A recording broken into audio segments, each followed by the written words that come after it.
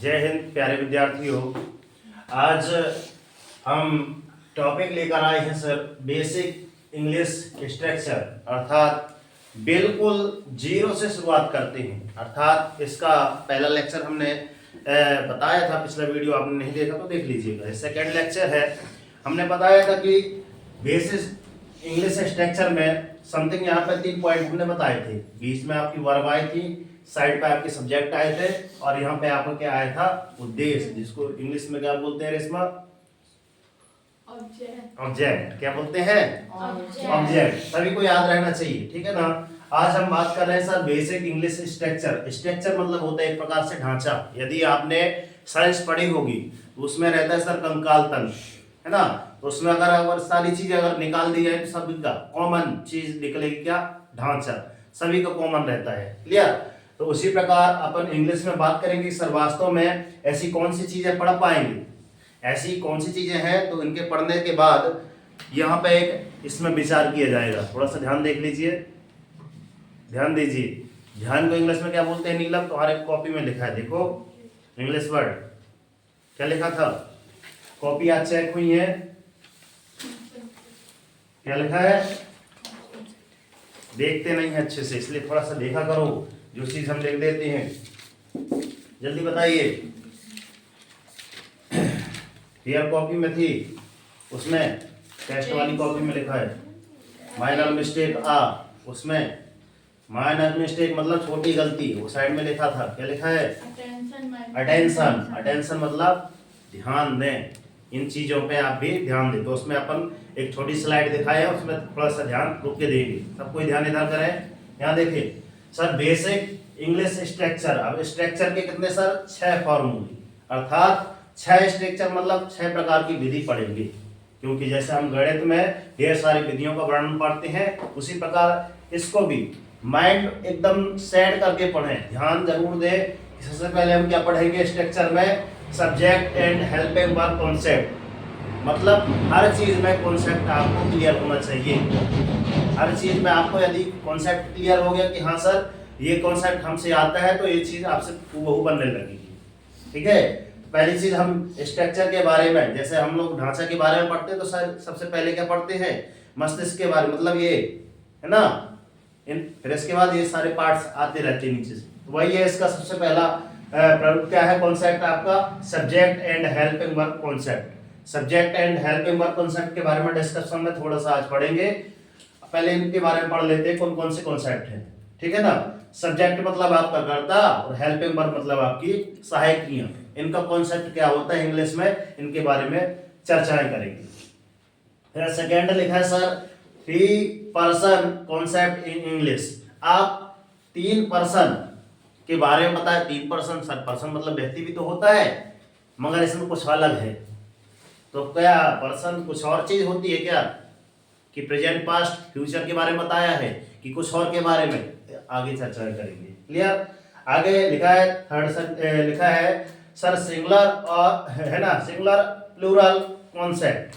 Singular number आपका क्या है, प्लूरल नंबर कौन सा है? सिंगुलर और प्लूरल मतलब आपका क्या हो गया? एक वचन बहुवचन, यही एक होता है। हमने पहले ही बताया था कि आपके इंग्लिश में आपके कितने रहते हैं? 2। हिंदी में कितने रहते हैं आपके? 2। बाकी एक संस्कृत एक ऐसा विषय इसमें आपके 3, है ना। एक वचन, द्विवचन और बहुवचन रहते हैं। इसमें एक वचन और बहुवचन ही रहता है बस, है ना। आगे चलते हैं प्रोनाउंस कॉन्सेप्ट। आप वास्तव में प्रोनाउन मतलब क्या होता है सर? यहाँ पे एक शब्द देखिए सर, नाउन लिखा है। नाउन मतलब नाउन इज द नाउन। इस बार को आप घर घर बोला हुआ, ऐसे में पढ़े हैं? नहीं पढ़े हैं? पढ़ेंगे। मतलब पहले नाउन के बारे में, संज्ञा होता है क्या? प्रोनाउन मतलब सर्वनाम। तो नाउन का कॉन्सेप्ट क्या है? संज्ञा का कॉन्सेप्ट, अर्थात, है ना। और इसके बाद है अपना प्रोनाउन। ध्यान मैं ये बता रहा था कि ये नाउन किस स्पेलिंग का याद रखेंगे तो उसके आगे प्रो जोड़ देंगे तो प्रोनाउन हो जाएगा। प्रोनाउन कॉन्सेप्ट मतलब आपका सर्वनाम का कॉन्सेप्ट क्या है, ठीक है। संज्ञा सर्वनाम के कॉन्सेप्ट के बारे में पढ़ेंगे। फिर उसके बाद मैन वर्ब कॉन्सेप्ट, अर्थात सबसे पहले तो हमने हेल्पिंग वर्ब के बारे में पढ़ेंगे और उसके बाद आपका आता है मैन वर्ब कॉन्सेप्ट, अर्थात मुख्य क्रिया। जैसे हमने कल बताया था उठना, बैठना, गाना, है ना, लिखना, सब कुछ आपकी क्या है, हम बोल भी रहे हैं तो ये भी एक बोलना क्रिया है, समझा रहे हैं समझाना एक क्रिया है। क्लियर? तो ये आपकी मेन वर्ब कॉन्सेप्ट के बारे में जान लेंगे। क्लियर? सबसे पहले ध्यान रखना कि कॉन्सेप्ट आपके क्या कहते हैं। कॉन्सेप्ट को अगर समझ लिया आपने तो उसके बाद पूरा वर्णन आपको आसानी से समझ में आ जाएगा। ठीक है ना? यहाँ पे आइडम एंड है, आइडम या आबली करके हमने लिख दिया है, इसको लिखेंगे पासिस कॉन्सेप्ट। आपके होते हैं वाक्यांश या फिर आपका होता क्या मुहावरा, है ना? मुहावरा या फिर मुहावरे ढेर सारे आ जाएंगे। इनका कॉन्सेप्ट क्या बोलता है? अर्थात जैसे अकेला चना भाड़ नहीं फोड़ सकता, अर्थात युद्ध के लिए अगर गए हैं तो ढेर सारे सैनिक ही लगेंगे, एक अकेला कुछ नहीं कर सकता। मगर कुछ ऐसे भी होते हैं जैसे 1971 में, है ना, वो संदेश से आते हैं, मूवी बनी है, उसमें मात्र कितने 40 से 80 करीब ओनली सिपाही थे, फिर भी उन्होंने डटकर मुकाबला किया। सुबह के दिन आई थी आपकी एयरफोर्स सुबह आई थी। ठीक है, वो आप मूवी देखना, संदेश से आते हैं। तो कहा जाए, वहां पे लिखा भी है कि आपके जो लता मंगेशकर जी हैं वो गाना गाती हैं, कौन सा है, 10-10 को एक ने मारा है, ऐसा सुने हो? 10-10 को एक ने मारा, फिर गिर गए होश गवा के, पर्यंत समय आया तो, पर्यंत समय आया तो कह गए कि हम मरते हैं, ऐसा कुछ गाना है बड़ा, है ना? तो उसके बारे में आप देखना। ठीक है ना? मुहावरे पढ़ेंगे, ये सारे कॉन्सेप्ट आपको क्लियर हो गए, एक बार आप रिवाइज करके देख लीजिएगा। क्लियर? आप कितने कॉन्सेप्ट पढ़ेंगे हमसे? 6 कॉन्सेप्ट पढ़ाएंगे। चलते हैं, आज यहाँ पे लिखा सर इसका पहला टॉपिक, फर्स्ट टॉपिक है आपका सब्जेक्ट और आपका आ गया हेल्पिंग वर्ब। सब्जेक्ट में कल हमने ओनली इनके क्या लिखवा दिए थे सर, इंग्लिश करके। पिछला लेक्चर आपने नहीं देखा, एक बार मैं पुनः बोल रहा हूँ, पिछले लेक्चर में ओनली हमने इंग्लिश लिखवाया था, आज यहाँ पे हिंदी इंग्लिश दोनों है। क्लियर? सर आई मतलब मैं, यू मतलब तुम, ही मतलब है, सर सी मतलब है, यहाँ पे दो, है ना, जेंडर में यहाँ इस्तेमाल हो गया है अलग अलग। दिस मतलब ये, दैट मतलब वो, दो है ना, दिस लिखा ये सब, दोज मतलब वो सब, और इट मतलब यह है, वी मतलब हम, दे मतलब वे। क्लियर? ये आपके क्या हो गए सर, सब्जेक्ट के बारे में चर्चाएं हो गई। अब चलते हैं sir helping verb. Helping verb में क्या है सर, एम मतलब हूं, इज मतलब है, आर मतलब है, वाज मतलब था, है ना, यहां भी था, थी, थे, थी होता है कि नहीं? तो ये उसी के अंतर्गत आए हैं। क्यों? कर्ता ने कर्म को करण से संप्रदान के लिए अपादान से, काकी रे नानी रे, अपादान हे रे अरे आदि, ऐसा आपने कारक विभक्ति पढ़ी इसमें हिंदी में। ठीक, इसलिए यहाँ पे भी वही इनका इस्तेमाल हुआ है। फिर क्या है, था, थी, थे आया, मतलब वाज है ना, यहाँ वार मतलब थे। ठीक है, हैज है, पास है, और हैड मतलब आपका पास था, मतलब यहाँ पे था, थी, थे जो वर्ड आया आपकी कारक विभक्ति लगती है। ठीक है, यही आपकी हूबहू विभक्ति संस्कृत में भी पाई जाती है। बालका है, बालका, बालका, बालकम, ऐसा है ना विभक्ति। तो सारी चीजें क्यों, वही आपकी ग्रामर जो पढ़ते हैं ना, तो शब्द इन्हीं से मिलकर बनते हैं। क्लियर? इसके बाद अपन चर्चाएं करेंगे, तब हम चर्चाएं करेंगे जैसे मैं बोलता हूं सर, मैं एक लड़का हूं, मैं एक लड़का हूं। तो यहाँ पे मैं मतलब आई, है ना, आप एम, हूं मतलब एम, है ना, एक मतलब क्या कर देंगे आर, लड़का मतलब बॉय। अब यहाँ पे देखा जाए सर, आई क्या है सर, आई क्या है, लो आई क्या है, थोड़ा सा आई सर सब्जेक्ट है आपका। ठीक है ना सर, साइड में क्या लिखा है सर, आई एम क्या है, am helping verb. Sir am a क्या है, ए सर, बॉय क्या है,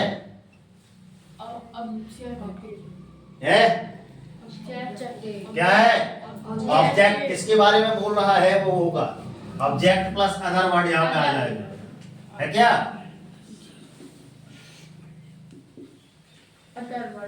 ऐसा है कि अदर वर्ड पहले आएगा, ये आपको एक बार चेक करना, मैं ओनली बता रहा था कि ऐसे आप पढ़ेंगे, कल इनके बारे में चर्चाएं होंगी, ठीक है ना। तो आप एक बार ये फार्मूले के बारे में पढ़ के आएंगे कि सर फार्मूला ऐसे ही बनता है, कि हम क्या करते हैं ना, फार्मूला याद करते हैं, है ना, होता है ना।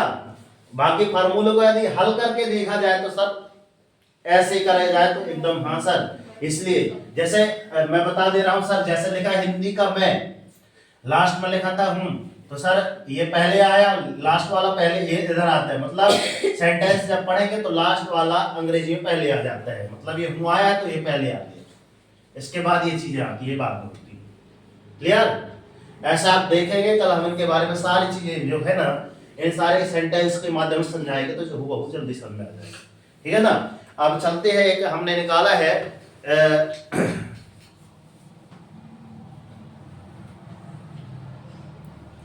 बेरोजगारी कैसे खत्म हो सकती है, क्योंकि हम जब इनके बारे में पढ़ रहे हैं तो सर कहीं ना कहीं हम तो इससे ताल्लुक रखते होंगे, आने वाले निकट समझ है ना, निकट भविष्य में हमारे पास एक समस्या हो सकती है, क्या, बेरोजगारी, है ना, क्योंकि भारत देश में जनसंख्या प्रतिदिन हुबहू बढ़ती जा रही है, मगर यहाँ बेरोजगारी जन्म क्यों ले रही है, मतलब उसके काबिल नहीं है या फिर उतना पढ़ नहीं पाते हैं।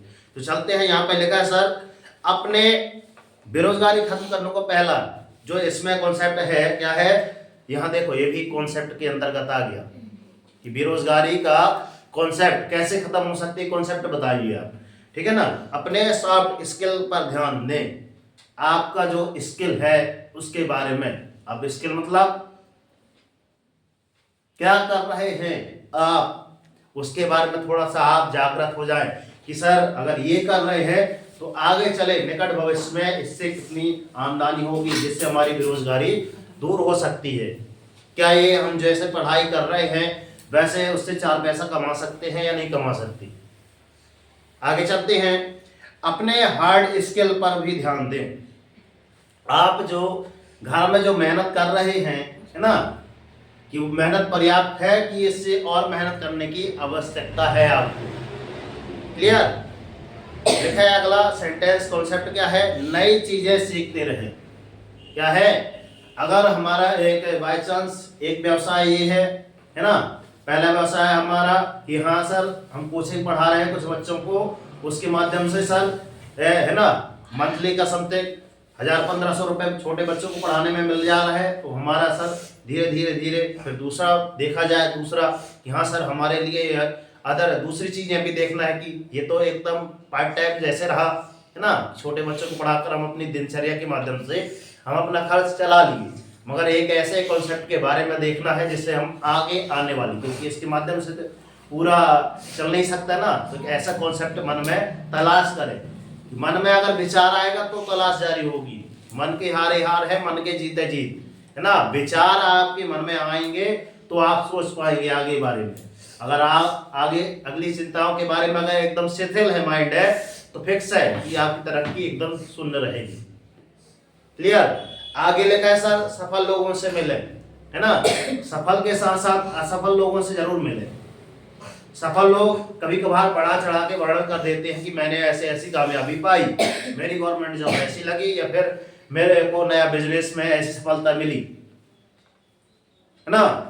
मगर कभी कभार लोग कुछ बढ़ चढ़ कर बता देते हैं, मगर असफल जो लोग होते हैं एकदम सही बताएंगे कि सर मैंने ये वहां पे गलती की, माइनर मिस्टेक मतलब एक छोटी सी गलती मैंने की जिसका खामियाजा आज मुझे भुगतना पड़ रहा है, इसलिए वो गलतियां आप ना करें। क्लियर? आगे चलते हैं, किसी भी काम को छोटा ना समझें, अर्थात जिस काम में आप पढ़ रहे हैं, अर्थात ऐसा पढ़े ना कि सर मैं यहाँ पे इंग्लिश अगर सीखने आती हूँ तो सर ऐसा पढ़ूं कि सर कल के लिए मैं किसी को पढ़ा भी तो सकूं। ऐसा पढ़ने क्यों नहीं आती कि आज हम इंग्लिश यहाँ पे सीखने आए हैं और हो सकता है सर यही अगर सीख जाए तो कल, क्योंकि हूबहू यही चीजें आप किसी दूसरे बच्चे को पढ़ाएंगे तो वो भी, है ना, तीसरा भी आपको पढ़ाएगा तो यही पढ़ाएगा, क्योंकि ढांचा है भाई, स्ट्रक्चर ऐसा ही है, तो क्या सबको तो ऐसे ही पढ़ना पड़ेगा ना। मेन चीज क्या होता है, समझाना। लिखा तो सब में मिल जाएगा, आपको कई जगह मिल जाएगा, मगर मेन चीज क्या है, समझना और समझाना कि आप जिसको समझा रहे हैं तो उसको कितना परसेंट समझ में आ रहा है। क्लियर? आगे चलते हैं। साइड बिजनेस शुरू करें। साइड बिजनेस अर्थात मन में कॉन्सेप्ट जरूर बना ले कि सर कुछ ऐसा करें जिससे हमारा थोड़ा बहुत मम्मी पापा के माध्यम से जो भी चल रहा था, चाहे कोचिंग की फीस हो चाहे स्कूल की फीस हो, तो कुछ ऐसा काम करना आरंभ कर दे जिससे थोड़ा सा बोझ तो उनका कम हो जाएगा। फिर लिखा है, इसमें एक पॉइंट लिखा, सरकारी नौकरी ही सब कुछ नहीं है ना। कुछ अन्य ऐसे भी हैं जो सरकारी जॉब नहीं भी है तो भी वो उनसे बेटर करके दिखा रहे हैं, है ना। अभी एक दिन में ही मेरी बात चली थी अपने अनुभविया डॉक्टर जी साहब से, तो बोल रहे थे नहीं हमारे पुत्र का विचार तो है कि सर हम बिजनेस करें, और बिजनेस के लिए स्टॉक मार्केट, शेयर मार्केट, ऐसे सारी चीज़ें मैं बता रहे थे। तो उतना भी करने के लिए तो सर पहले पैसा होना जरूरी है।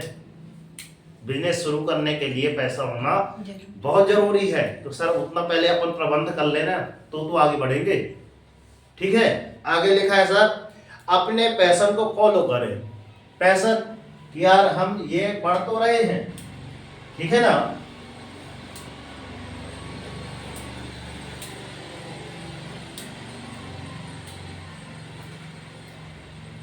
यहाँ पे एक निरंतरता मैंने एक शब्द लिख दिया है ना, कि सर एक वर्ड है हमारे पास निरंतरता, मतलब कंटिन्यूटी, मतलब क्या हो गया आपका, प्रतिदिन करना, बार बार करना, प्रयास करना, पैशन बना ले आप ये कि हाँ सर ये हमको करना है एनी हाउ कंडीशन करना है।